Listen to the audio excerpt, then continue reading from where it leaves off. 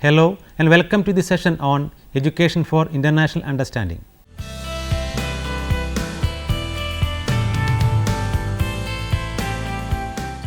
Today, many problems arise in a country due to international implications in the areas of politics, economics and culture. One of the compelling challenges faced by developing countries today is preparing their societies and governments for globalization and the information and communication revolution.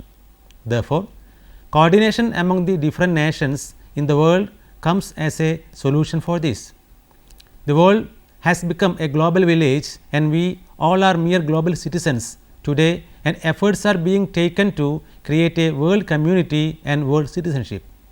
The world affairs are no longer the exclusive interest of a small section of people of each country. With this in view, it has now become an important mission to enable children and peoples to understand clearly the history and present situation of the world and to deepen their understanding of other nations and their way of living.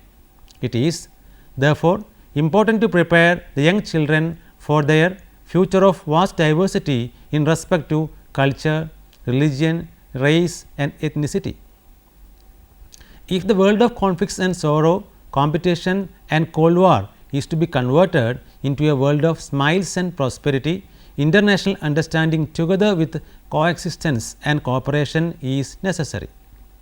International understanding or IU is the ability to observe critically and objectively and appraise the conduct of men everywhere to each other irrespective of nationality or culture to which they belong.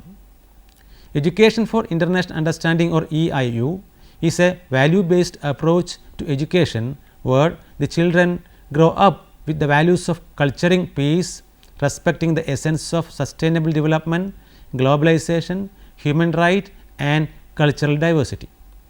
Dr. Radhakrishnan has rightly said, it is essential for us not to live apart, but to live together, understanding one another's fears and anxieties, aspirations and thought. We must work for racial harmony. We may be American, we may be Russian, but we are essentially human beings. Let us learn to live in a world community. India has been making sincere efforts ever since the attainment of political independence in 1947 to promote international understanding, cooperation and peace and respect for human rights and fundamental freedom through education. It may be questioned on why education alone be pressed for achieving such a cause and why not other medias like television, radio, etc., which can be advantageously used. The world as a whole has looked into teachers as possible leaders in imparting international understanding to their students. It is through educating the young minds that lasting peace in the world can be assured. Education is thus a powerful force that helps in alleviating the misunderstandings that arise out of variations in people and their different culture. Education can make an impact on the minds especially of young school children about cultural knowledge and sensitivity. Education system today therefore will help to play an ultimate role in the very process of building a culture of peace. The learning process should open up new possibilities for peace and justice in human relations. Therefore, the means used must be compatible with the end. However, about a century back, education for international understanding has practically no place in textbooks and co-curricular activities in the schools. But now, we can find a positive change in the outlook of education as well as the administrators relating to the place of education for international understanding in our scheme of education. Education for international understanding was first advocated by UNESCO. It included the understanding of UN, peace education, understanding of each country, human rights, education, etc. Education for international understanding also highlighted the importance of the international legal system, including international public law, international human rights law and international humanitarian law, the foundations of international relations, etc. Education for international understanding is grounded by the four pillars of learning: learning to be, learning to know, learning to do, and learning to live together. Education for international understanding aims to instill a culture of peace that encompasses individuals, communities, nations, global systems, and a sustainable relationship between humanity and nature. According to UNESCO, the culture of peace involves a set of values, attitudes, and behaviors which can be taught, developed, and improved to enhance mutual understanding. But to attain this, transformation of institutional practices is required. Aims of education for international understanding. Through the process of social evolution and growth of civilization, the narrow concept of citizenship and nationalism has been converted into a still wider concept of humanitarianism and internationalism. Progress of science has minimized the geographical barriers. It has given us knowledge, but has failed to give us insight into spiritual values. There is huge disparity between man's control over nature and his control over mind. It is likely to prove fatal in the absence of international understanding, the security as well as international peace between the different countries. There is great competition between different nations in the world. They are divided into different power blocks. False nationalism engenders isolationistic tendencies and cutthroat competitive attitude. Without international understanding, such a competition can lead to distrust, violence, and wars. Security and integrity of the nation naturally comes first. The freedom won after a long period of struggle and sacrifice has to be preserved through goodwill and friendly relations with other countries. Despite this, all the countries in the world have unique dimensions, and their indigenous knowledge to offer the world can benefit the entire people in the world. So, international understanding among different nations will lead to a great pluralistic world.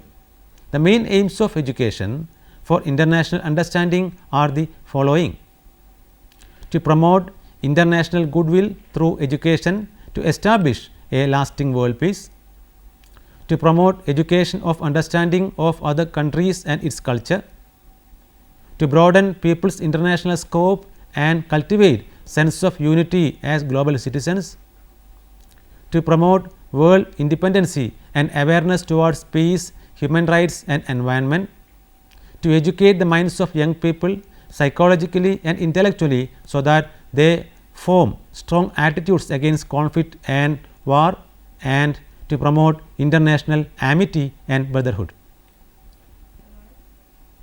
Indian initiatives to promote international understanding.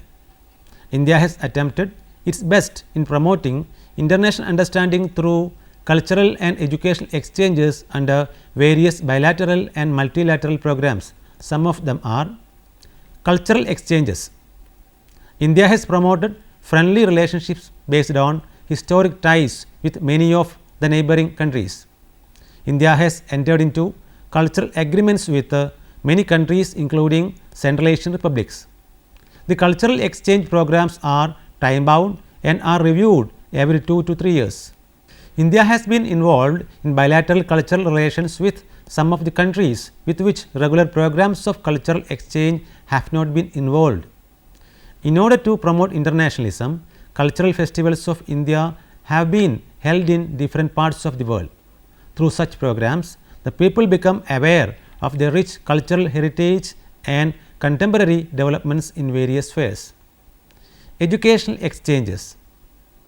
Educational exchanges between India and other countries take place mainly in the form of exchange of personnel, material, etc. Under cultural exchange programs, scholarships, fellowship schemes and bilateral agreements or memoranda of understanding or MOU signed between the Government of India and foreign foundations and organizations. Over years, interest of academics from foreign countries in India has increased tremendously. This is evident from the number of research projects that are sponsored by many foreign institutions in India. The government has also approved a number of bilateral agreements between Indian universities and their counterparts abroad. There is a significant increase in the number of international seminars, conferences, symposia, workshops, etc. Another program of exchange of students and scholars is that with the Commonwealth countries. Under this program, fellowships, scholarships are awarded to Indian nationals for higher studies and research purpose in other Commonwealth countries. Apart from scholarship holders, a large number of self-supporting foreign students also come to India every year for higher studies. Cooperation with SAARC. The South Asian Association for Regional Cooperation or SAARC has been set up to promote cooperation among countries of South Asian region, which include India, Pakistan, Bangladesh, Bhutan, Nepal, Maldives and Sri Lanka. SAARC has set up Technical Committee on Education, which besides education deals with sports, arts and culture. India has also been involved in the same. Cooperation with UNESCO. Since the establishment of UNESCO, India has been in the forefront in promoting its ideals and objectives through the Indian National Commission for Cooperation with UNESCO or INC, which is the apex advisory, executive, liaison, information and coordinating body at the national level. In 1953, UNESCO launched a project known as Associated Project of Education for International Understanding and Cooperation. This project was launched with the intention of inspiring young people all over the world to have feelings of sympathy, understanding and goodwill for people of other countries. India joined this project in the year 1963 with 6 institutions. Their number has risen now. The Indian National Commission for UNESCO has held the view that the project is of vital importance for India. Cooperation with UNICEF. Cooperation between UNICEF and Indian government can be traced back to the UNESCO-UNICEF sponsored project concerning strengthening of science teaching in schools and UNICEF sponsored feeding programs for school children. Later, UNICEF assisted innovative projects in the field of primary education undertaken by NCERT. Some of them are Primary Education Curriculum Renewal or PECR, Comprehensive Access to Primary Education or CAPE, etc. Over the years, cooperation between UNICEF and Indian government has expanded. The areas of cooperation include education for all at the national and state level with technical and financial support from UNICEF. Multilateral and bilateral agreements. Financial and technical support has been made available to India for a number of projects in the field of education and other fields of science and technology. These agreements are those signed between the Government of India and international agencies like UNDP, UNESCO, UNICEF, World Bank, IDA, European Commission, other countries like Japan, UK, Canada, Germany, USA, France, Sweden, Norway, etc. How can education for international understanding be achieved fruitfully? UNESCO has made adequate recommendations on framing different courses and preparation of teaching materials apt to inculcate international understanding. The inclusion of UNESCO recommendations in the syllabus is hardly appreciated by teachers and administrators, since they feel that the syllabus is already too heavy for the students. Therefore, seminars and conferences should be arranged to create awareness among them. Along with the teachers, the subject experts who are involved in preparation of course materials should also be included. This would help in removing the misconception of the teachers and students about the increase in workload due to inclusion of the UNESCO recommendations in the syllabus. Seminars should be conducted to review and update periodically the contents already provided in the syllabus, textbooks and supplementary readers concerning the promotion of international understanding and world peace. Teachers should be given classes on peaceful coexistence, importance of social, economic and cultural independence of different nations, trade agreements between different countries, role of international organizations in developing international understanding, human and fundamental rights in every nation, etc. Another way to promote EIU is to equip teachers with a training that would help them to instill in their students problem solving skills. The teacher trainees should be trained in using a variety of materials other than textbooks that are conducive to the promotion of international understanding. It is important to add an additional optional course on education for international understanding at the B.Ed and M.Ed levels. Specialization in this area can also be given to them. International education should also form the core of in-service training programs for teachers and teacher educators. Often, lack of proper source materials about other countries leads to distorted view of their culture. Efforts should be made on bilateral and multilateral basis to produce accurate and authentic source material which can be used by those involved in the preparation of courses and teaching materials. In India, NCERT has introduced a new program of reviewing teaching materials, particularly textbooks prescribed by various state governments and boards from the point of view of promoting national integration. It is imperative to see that such materials be reviewed on regular basis for fostering international understanding. Materials on education for international understanding, cooperation and peace, education on human rights and fundamental freedom is being supplied by the UNESCO and Indian National Commission to all the institutions participating in UNESCO associated school projects.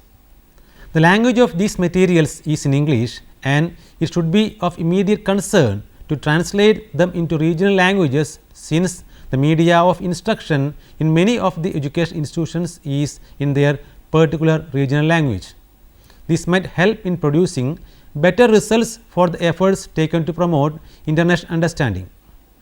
Workshops on history of one country may be arranged for educators of other countries to enable them to gain first hand knowledge about the ways of life and culture of those countries. Funding of these workshops may be shared according to a mutual agreement between UNESCO and the different nations involved. United Nations or UNESCO clubs should be started in every school. The students should be encouraged to do projects and activities concerning promotion of international understanding, which would bring out the importance of interdependence and cooperative effort among nations for the well-being of mankind. The project should emphasize on the study of culture and people of different countries, study of different art, literature, folklore, music and dance of different countries of the world, contribution of different nations to the branch of knowledge, contribution of different nations to the development of the whole world, study of great leaders of the world, life and teachings of prophets, saints and great thinkers from around the world, development of transport, technology and communication, etc. Supply of relevant visual aids is also necessary to enable the students to undertake interesting self-study projects on international understanding. Satellite programs on such topics for large scale telecasting, particularly in rural areas, is already being used in different parts of India. This type of satellite telecasting method can be used for promoting international understanding among the other masses in the country as well. There is a need to produce films by every country about their neighboring countries, depicting their people, their life and culture and landscape. As continuation to this, film projectors should be provided to every school by the UNESCO to show these films to the students. District, state and national level quiz competition should be conducted to test the knowledge of students about the United Nations and its specialized agencies. Questions should be asked on social, cultural, political and economic aspects of other countries. The study of foreign language can also help widen one's understanding of other countries. It helps in enlarging one's mental horizon and acquiring knowledge on culture, tradition and values followed in other countries, their political institutions, their economic status, etc. The knowledge of languages of other nations helps in breaking down national boundaries. In India, the Central Institute of English and Foreign Languages in Hyderabad has helped in playing this role. This institute has made significant effort in promoting the study of foreign languages in the country.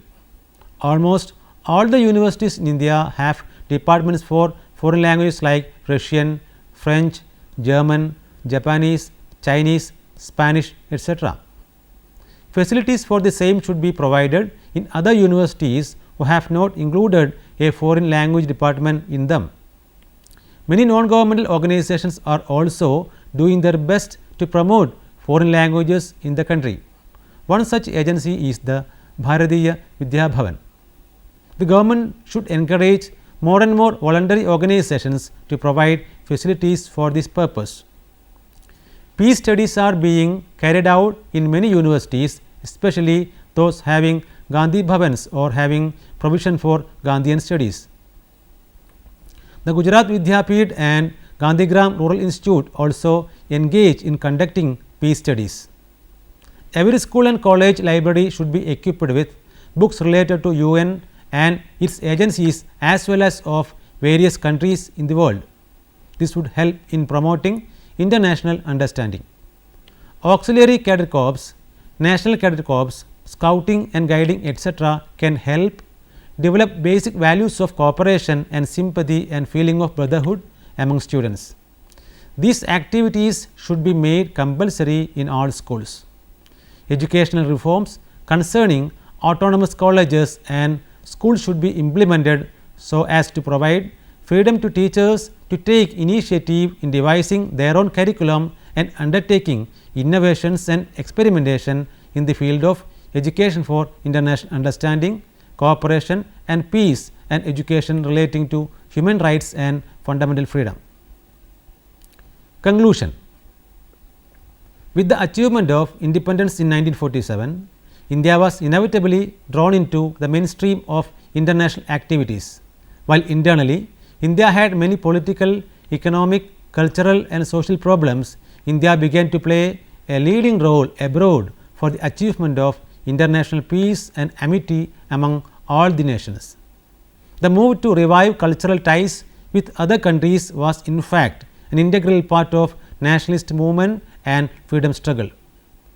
In April 1950, the first Prime Minister of India, Jawaharlal Nehru, while inaugurating the Indian Council for Cultural Relations, underlined the importance of cultural exchanges as an instrument of international understanding and world peace.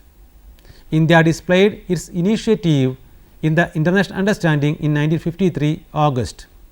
Almost invariably, in all situations of tension, conflicts and critical moments when international peace was threatened, India has vindicated her faith in the principles and policies of the United Nations organization.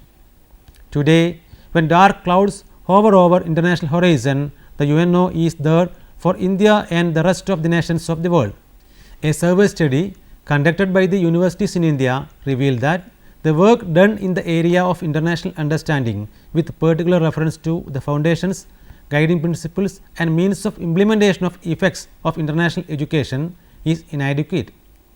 It is not possible to provide education of international understanding in the schools, but education for international understanding can be given along with the usual school work. It will be definitely the end product of full and balanced education and not a separate element in the educational program. The children of every country should be made to realize that modern civilization is not the product of the genius of one people, but rather the result of the culmination and cooperative effort of many people. By doing so, the students will have the realization that international contact, conflict and cooperation in modern world is inevitable. Now, you can try to answer the questions given here. What part can a teacher play in bringing about international understanding? Describe briefly the various forces that emphasize the need of an international outlook in our education. Suggest some educational programs in the school which would help the inculcation of international understanding of the students. What initiatives have been taken by India to promote education for international understanding among its citizens? Briefly write a paragraph on how to achieve education for international understanding fruitfully in our country. Hope that you may go through these books for reference. Foundations of Education, written by Dhimman O.P. and published by APH Publishing Corporation, New Delhi in the year 2008. Modern Methods of Education for International Understanding, written by Sharma P.L. and published by Saroobs and Sons, New Delhi in 2002. Educational Thought and Practice, written by Taneja V.R., published by Sterling Publishers Private Limited, New Delhi in 2008. Thank you for watching this program. We can meet again with another topic. Have a nice day.